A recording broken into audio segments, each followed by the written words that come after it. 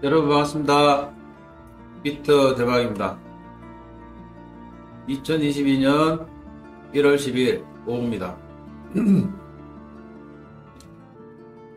오늘은 어떻게 장이 괜찮은지 모르겠습니다. 오늘 한번 2022년 훑어보겠습니다. 1월 10일 오후입니다. 비트코인이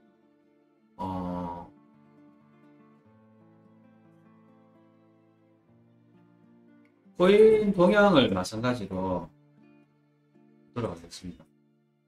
코인 동향을 여러분들이 우리는 코린이잖아요. 코린이 그죠? 요거를 제가 보면서 공부를 좀 하자.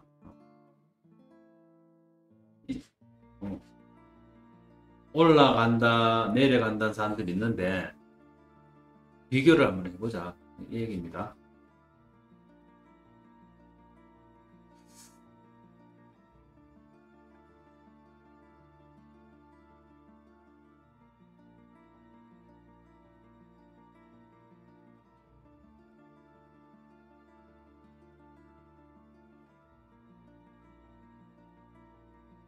이러한 국제무역에 암호화폐 쓴다.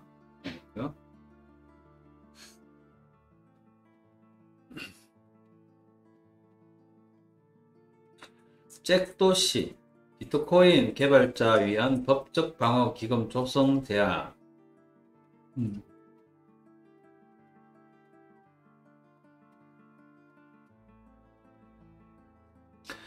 빅데이터로 본 시총 20위권 안착 폴리곤 니어 프로토콜 트렌드.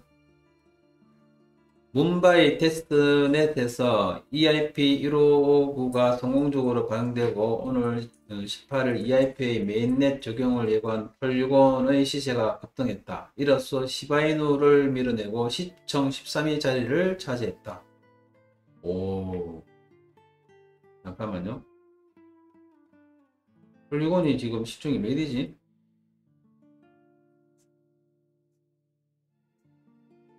와, 여러분. 네, 놀래 자빠졌네.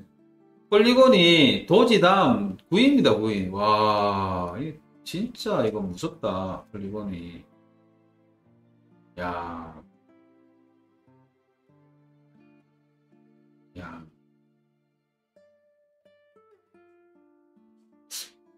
불과 얼마 전에 이 정도 안 했는데. 야, 엄청납니다.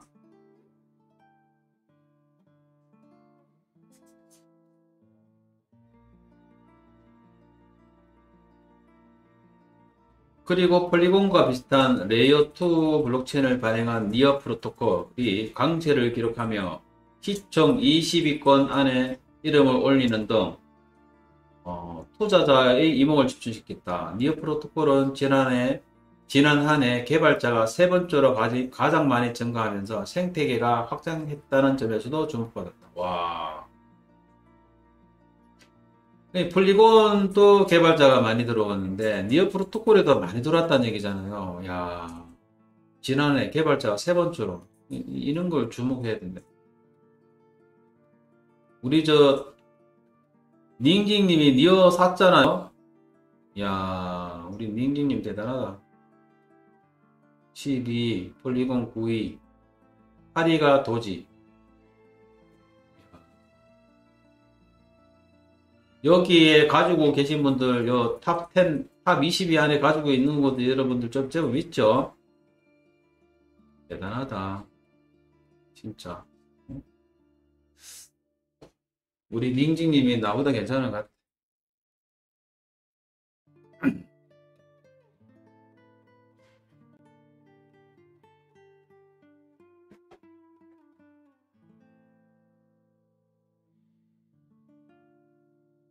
폴리곤과 니어 프로토콜 응급량 추이. 1월 5일부터 1월 11일까지 일주일간 폴리곤은 2289회, 니어 프로토콜은 34회. 지난 일주일 중 폴리곤의 응급량이 급격히 증가한 1월 11일 AP통신이 폴리곤 기반 NFT 마켓플레이스 출시를 예고하며 큰 화제가 됐다.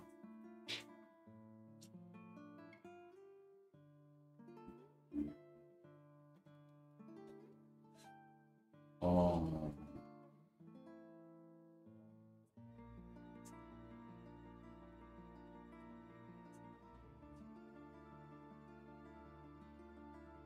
상대적으로 니어 프로토콜이 폴리곤보다는 긍정이 높네요. 75%.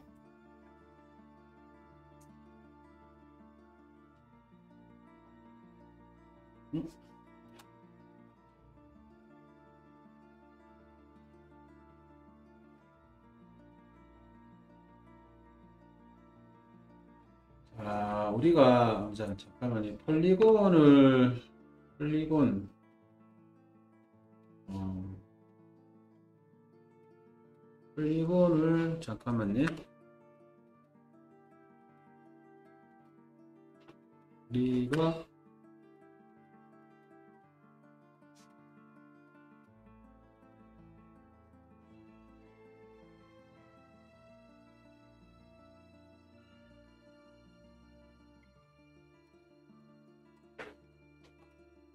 폴리곤이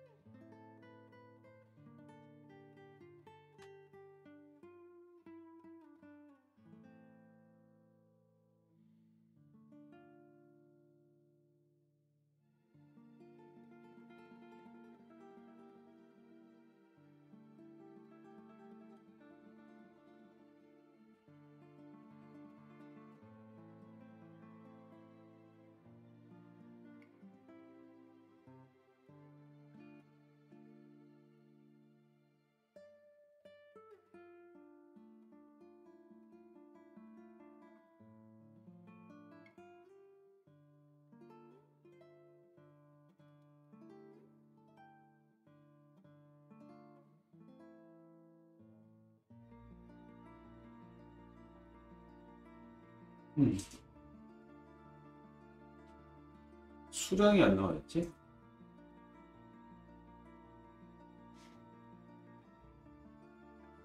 수량이 있을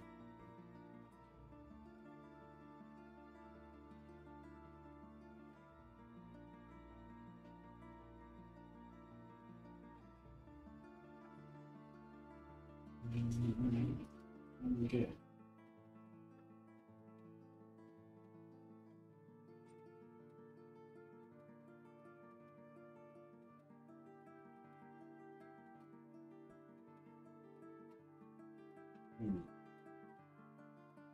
이거 왜 안 나왔지? 전에 나왔었는데. 음,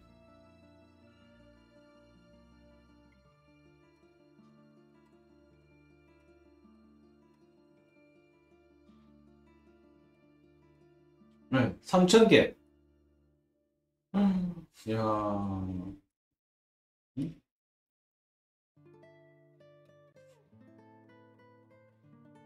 그러니까 여기에 이제 그 앱이 폴리곤에는 3,000개가 넘는다는 얘기. 엄청난 양이잖아요. 1인치도 여기 있죠. 그죠?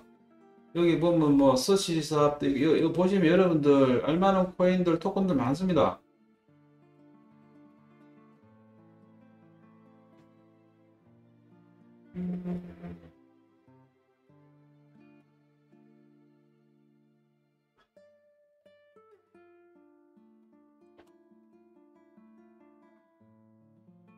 디센트럴랜드도 있죠. 그러니까 폴리곤에 전에도 이제 뭐 제가 항상 얘기 드리지만 어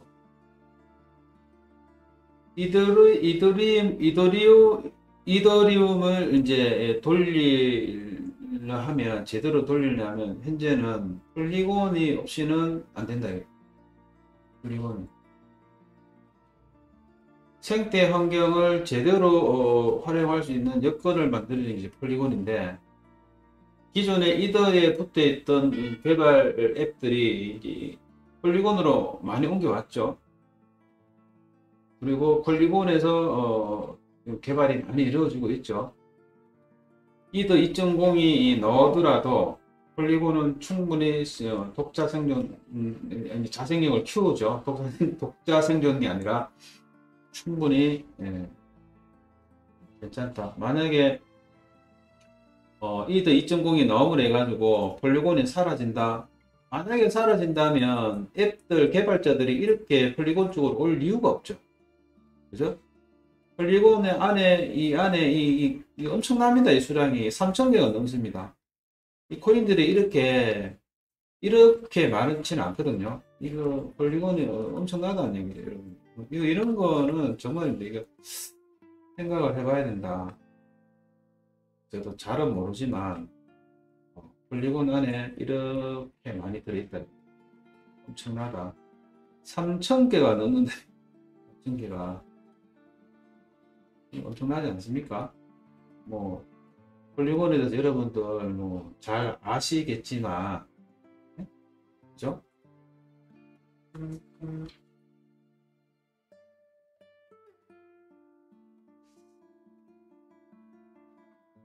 그런 거를 말씀을 좀 드리고요.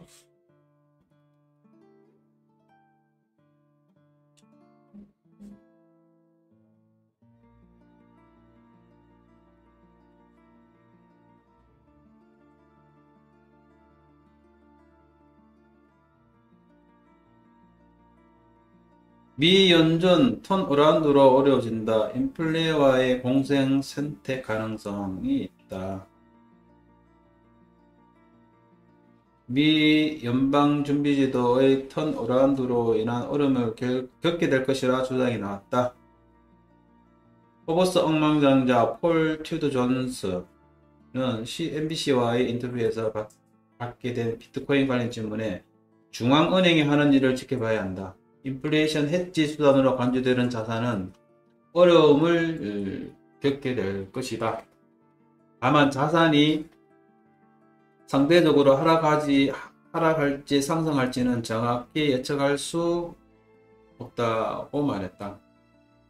이와 관련해 세계 최대 자산운용사 블랙록은 클라이언트 메모에서 미 연준은 금리를 제한적 수준으로 인상함으로써 인플레이션의 브레이크를 밟기보단 인플레와 공생할 것으로 예상한다. 앞서 연준은 올해 세 차례 금리 인상을 시사했다. 이는 당초 우리 예상보다 더 빈번한 수치라 설명했다. 블랙록은 다만 무엇보다 중요한 것은 연준이 낮은 수준의 금리 인상 의지를 보였고, 이 같은 기조는 지난주에도 변함없다는 것이다. 이에 따라 우리는 리스크 확대 차원에서 코로나 관련 종목을 매도하고 선진시장 국채 비중을 축소할 계획이라 붙였다. 국채 비중을 축소할 계획이랬죠. 이 얘기가 중요한 말이죠. 여기서 제일 중요한 말인데, 이거. 금리 인상 의지, 낮은 수준의 금리 인상이란 말은, 이 당연한 거고요. 이거는 수차례. 작년에도, 2024년까지 2.9%대까지지만, 그보다 좀 낮게 가는 거죠, 사실은. 전 세계 각국에서도 이미 이걸 가지고, 이제, 대비를 해가 왔죠. 아까도 말씀드렸다시피 우리나라 한국은행에서도 한국 총재가 얘기를 했죠. 이미 충분한 방어가 되어 있다. 이런 태세를 예견을 하고 이미 진행해 왔다. 그래서 이 수준으로 기조가 되면 전혀 걱정할 것이 없다. 이 얘기죠. 그러나 이제 유동적으로 움직인다 했잖아요. 그죠? 어제 아까도 제가 얘기 드릴 때 그게 중요한 말이다. 아무도 알 수 없지만 줄일 수도, 그 금리를 더 올릴 수도 아니면 내릴 수도 있죠. 상황에 돌변하면. 근데 이제 그 얘기보다 이 얘기죠. 이제 이 얘기. 국채 비중을 축소할 계획이다. 이게 이제 핵심적인 사항이죠. 이거를 가지고 사람들이 이제 또 꼬집어서 얘기한 사람 많죠. 이게 중요하다는 얘기죠. 특히 JP모건 체이스의 최고 경영자 제이미 다이먼은 이날 폭스 비즈니스와의 인터뷰에서 0.25%씩 몇 차례 금리 인상이 이루어져도 경제에 그다지 큰 영향을 주지 않을 것이라며 현금 경제 기조는 근실의 1% 정도의 금리 인상을 감당할 수 있을 것이라 분석했다. 우리 한국은 이미 2%대의 이제 수준으로 맞춰서 지금 진행해 왔죠. 우리나라는. 이 얘기도 이미 작년에 다 있었던 얘기들이죠. 이런 얘기도.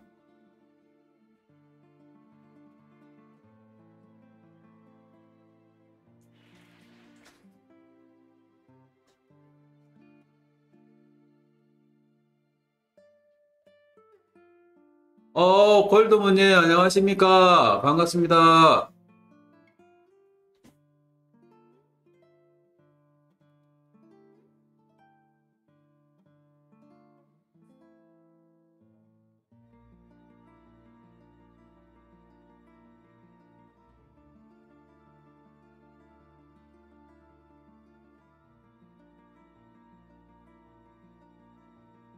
앞서 미 연준의 제롬 파월 의장은 상원 인준 총리를 하루 앞두고 공개한 서면 연설문에서 만약 인플레이션이 지속되는 시간이 예상보다 길어진다면 우리는 어쩔 수 없이 시간이 지남에 따라 금리 인상을 추진할 수밖에 없다면서 우리는 여전히 금리가 상당히 낮은 시대에 위치해 있다고 밝힌 바 있다.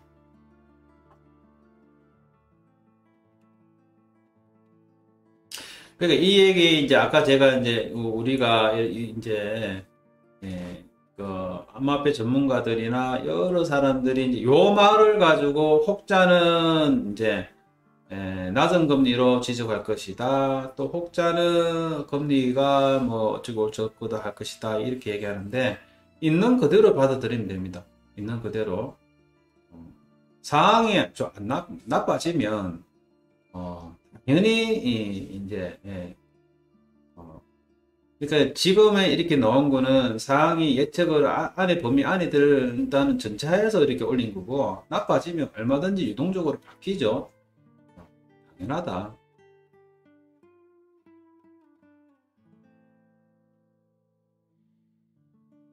그리고 한편 유투데이에 따르면 IMF가 최근 보고서를 발표해 비트코인 및 암호화폐가 글로벌 금융시장 내 시스템적 리스크를 유발한다며 경제적 위기를 피하기 위해 글로벌 암호화폐 규제 프레임워크 구축이 중요하다고 강조했다.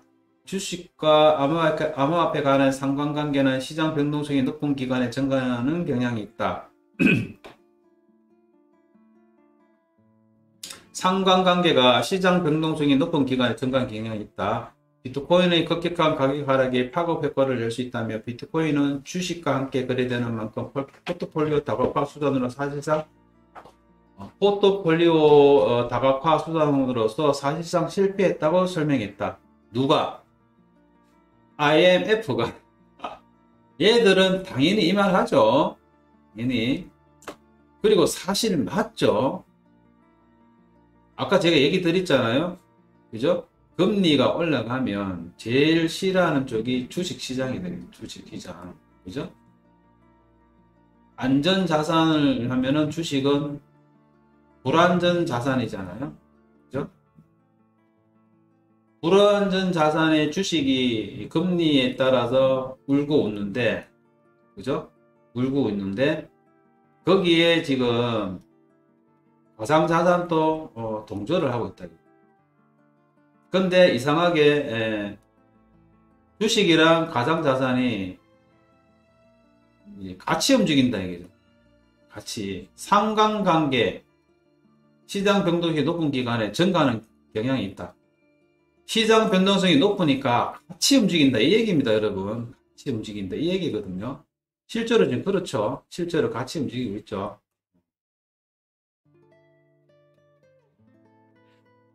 근데 만약에 이게 이제 주식이 따라 움직이는 게 아니라 서로가 이제 유기적으로 이제 서로가 유기적이죠. 유기적. 주식 쪽에 자금을 빼서 이리 가상화폐 쪽으로 올 수도 있고요. 가상화폐 쪽에 자금이 이리 올 수도 있거든요. 둘 다 아니면 안전자산 넘어오겠죠. 그런데 이제 비안전자산인데 요 두 개를 나눠 먹고 보면 주식보다는 가상자산이 더더욱이나 더 불안전 자산이죠. 불안전 자산 중에서도 서로가 왔다 갔다 한다.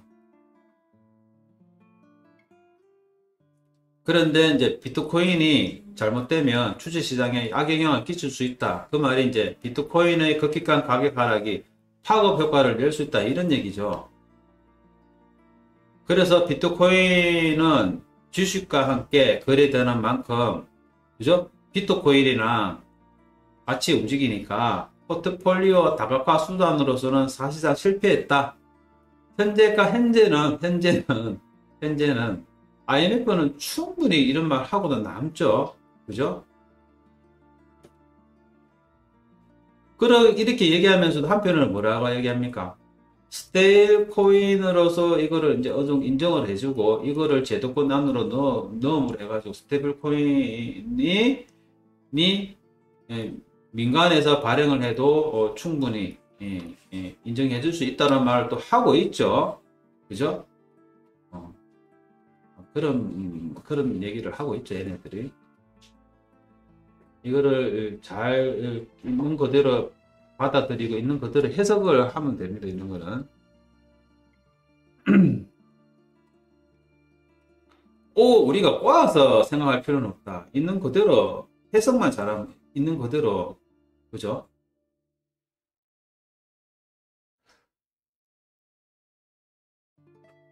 주로 저런 얘기를 들으면 전문가의 판단을 얘기하는 것도 듣지만, 주로 여기서 이런 말 이런 말에 있잖아요. 요런 해놓은 거 있잖아요. 요런 거. 요런 거에서 해답을 찾거든요. 요런 데서 이 사람들이 무슨 말을 했는지를 좀 들어보는 거죠. 강호한 말은 그 작성자의 판단이거든요. 원석을 찾아야 돼요. 한 말을 찾아야 돼요. 이 IMF에서 한 말을, 파월 의장이 무슨 말, 한 말만 판단해보세요.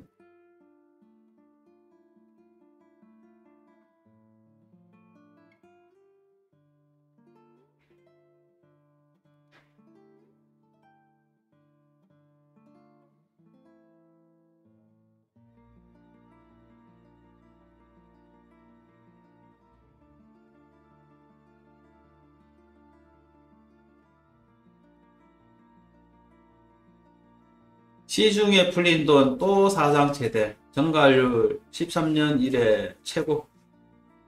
돈이 많이 풀려있다 얘기죠.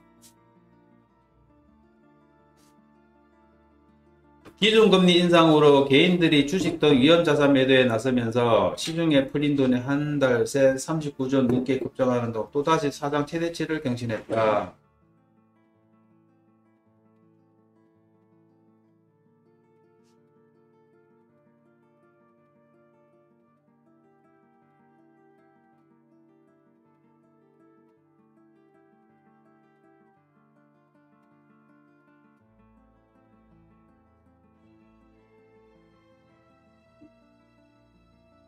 요거 한번 볼까요? 코인 시황, 코인데스크 42,000달러 유지, 회복소에 돌입 이래놨죠.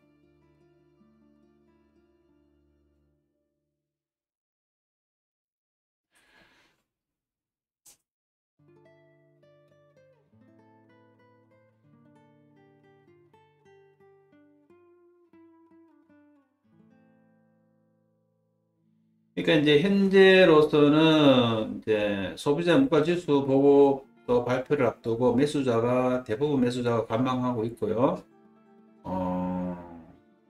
그리고 이제 추가적으로 이제 BTC에 대한 추가 매도 압력이 발생할 수 있다. 인플레이션 지수는 매우 높을 것으로 예상되지만 최근 몇 주 동안 목격한 매도세를 고려하면 BTC의 단기적인 하락은 제한적이라고 덧붙였다. 주식과 상관관계 증가. 그래서 이제 여기 보시면요, BTC와 스탠다드 앤 푸어스 500 지수의 90일 상관관계가 약 1년 만에 최고 수준에 도달했음을 보여준다. 그래서 일부 분석가는 거시 경제적 관점에서 주식시장이 직면한 위험이 올해 가상자산 가격에 부담이 될 수 있다고 우려한다.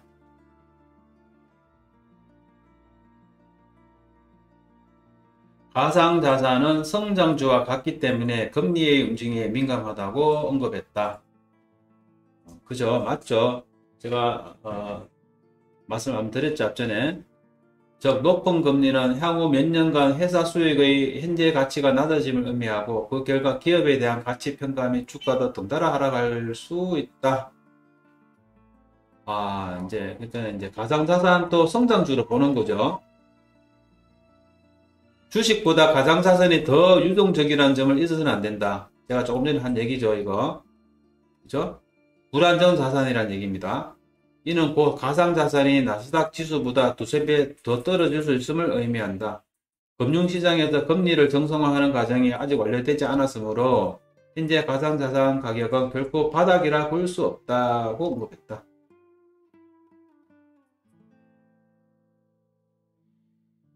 그러나 또 일부 분석가는 상관관계가 올해 줄어들 것으로 내다봤다.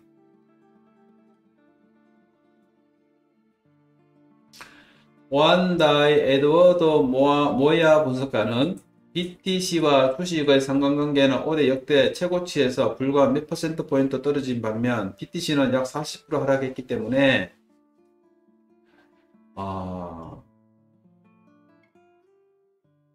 그쵸, 요번에 그랬죠.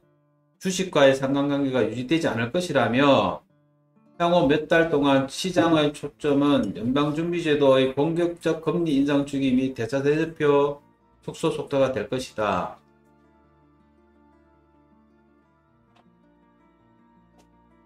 이는 BTC보다 주식에 더 부정적일 수 있다고 설명했다.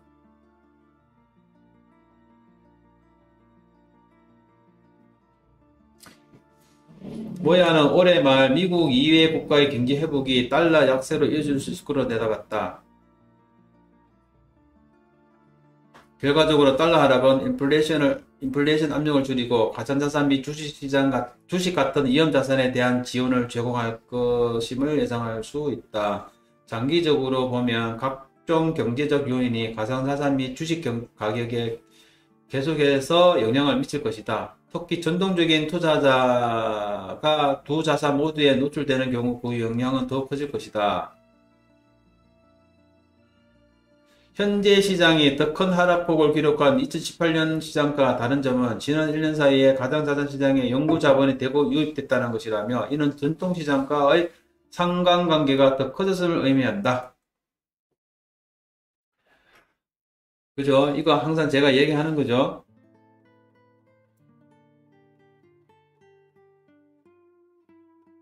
이 얘기가 뭔 얘기냐면, 이 얘기입니다. 이제, 여기 위에, 요 구간을 얘기를 풀리면, 이제 전통적인 이제 자산이 이제 오히려 불안전한 자산이 될 수 있을 수 있다. 이 얘기죠. 이제 가상자산으로,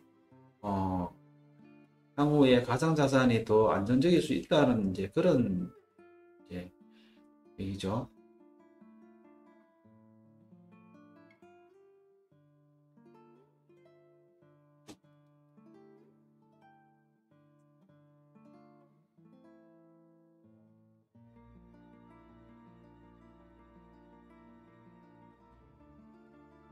이제 이런 얘기도요.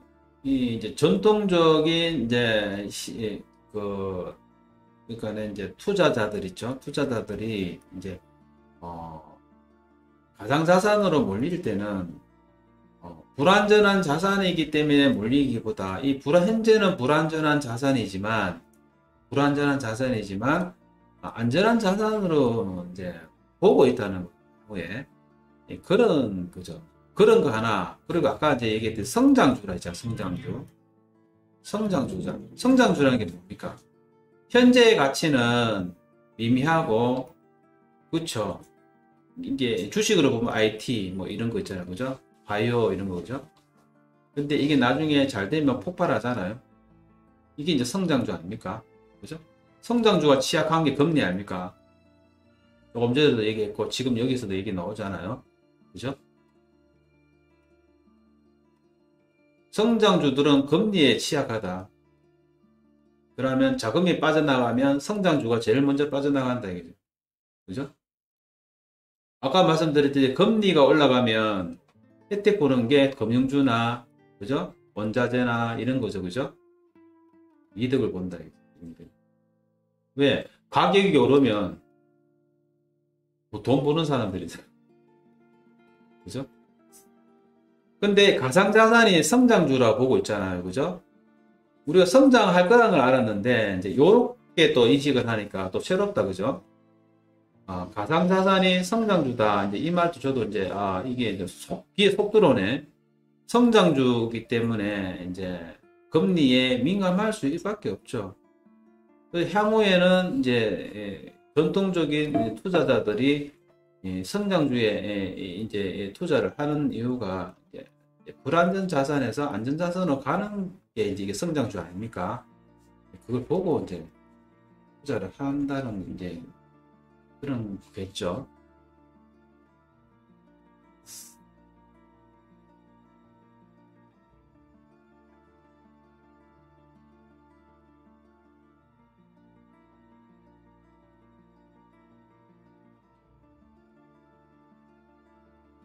암호화폐 사기.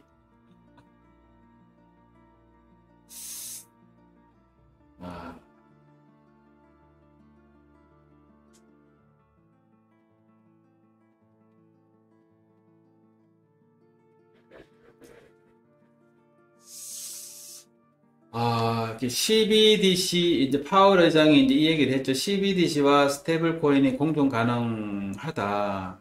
이 얘기 이제 당연한 얘기죠. 이게 이런 게. 이제 근데 이런 양반들이 이제 이런 얘기를 한다는 게 이제 예, 중요하죠. 이런 게. 음,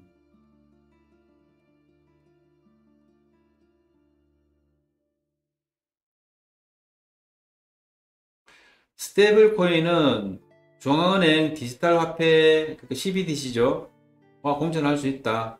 연준의 디지털 화폐 보고서가 몇 주 내로 발표될 예정이다.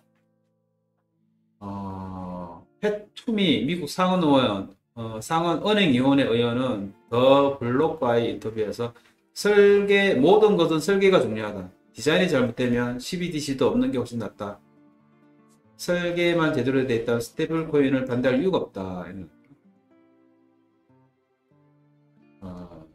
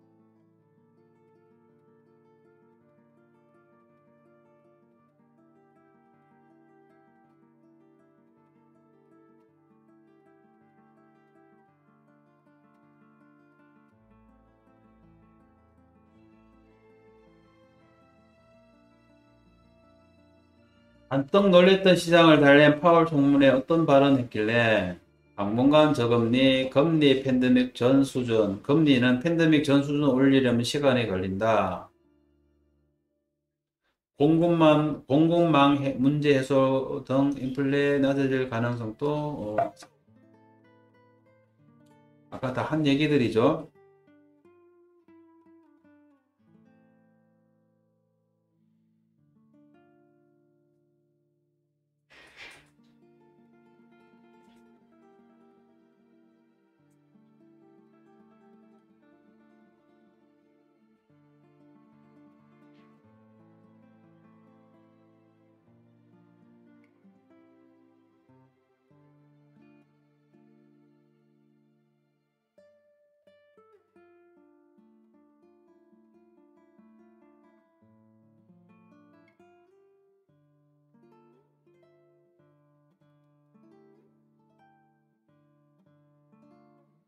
디지털 화폐 보고서 발간 임박.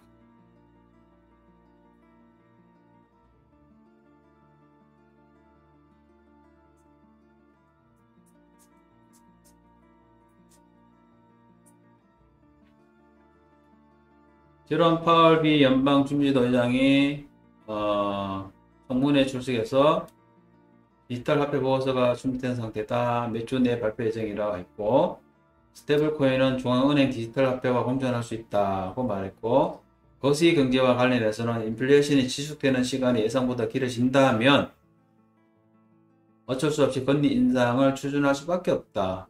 여전히 금리는 상당히 낮은 시대에 있다고 부연했다. 그리고 디지털 화폐가 이게 이제 각 나온다 준비 보고 하는 게 이제 뭔 말이냐면, 여러분 이건 이제 아셔야 되는 게, 사실은 비트코인은 그렇게 역할을 못 해주고 있죠. 그리고 이제 국가에서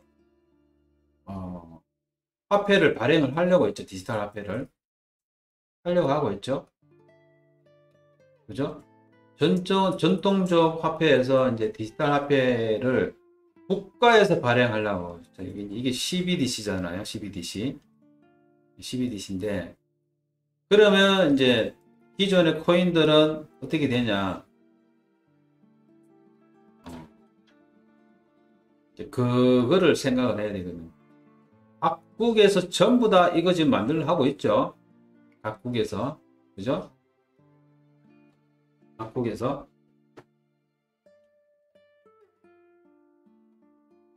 이제 누군가 그런 얘기 했죠. 얼마 있지 않으면 디지털 화폐 시대에 오는데, 당연히 절대적으로 기존의 코인 가상화폐는 거의 사라진다고 했거든. 거의 사라진다. 참고를 하시면 됩니다. 알고 계시겠지만. 그래서 우리는 생각을 잘 해야 된다. 국가의 통제를 안 받는 화폐는 국가의 존재 자체를 거스르는 행위이기 때문에 있을 수 없거든요. 국가는 뭐로 먹고 삽니까? 요즘 시대에는 세금으로 먹고 사고, 질서를 유지시키고 전쟁도 하고 이러는데, 그죠?